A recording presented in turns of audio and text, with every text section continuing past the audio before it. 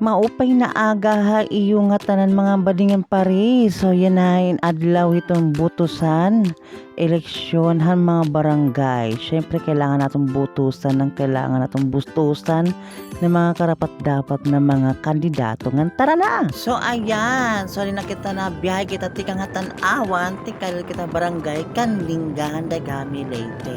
Na syempre kailangan natong butusan ng kailangan butusan ha barangay.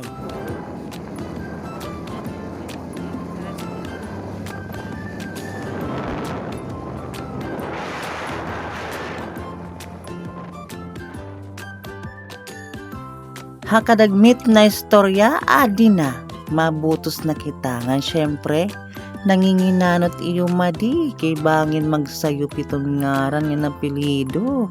Hangad to ha iba't at butos. Charot! Basta, yun natong kalimte na kailangan butusan atong makakabulig hatong barangay. Nga dirila display. Mastilan kay kailangan talaga itong house na barangay na may ada magtitimang no, may mag-aasikaso nga may mabulig hak mga mulupyo na naukuyaw sa na barangay. Kaya kung gintagang ka man, karauta kasi blessing gyapon niton pagkatulat ng mga butusan, kailangan butusan talaga kung ano nararapat.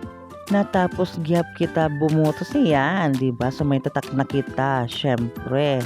Ang na di magawaryan kita makauli kay tungod na nagiinuran man ngayon hagawas kaman at pagbutos. Ada paghuraw na ginahini kita pag-uli. An iyo madi ginutom salit humapit ani ako ha Daddy's Cup Handagami Leyte, di ba? Kaya syempre ginutom kita kailangan kumaon. Ayan tadan, karasa.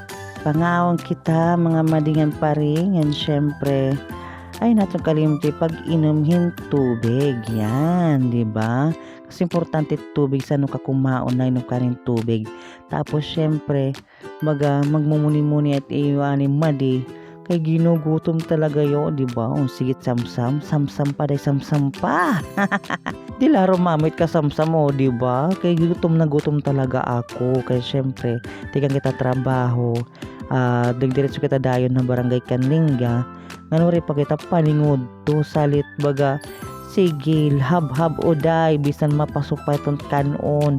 Nginom-inom naman kita hin soft drinks paawala iyo charot.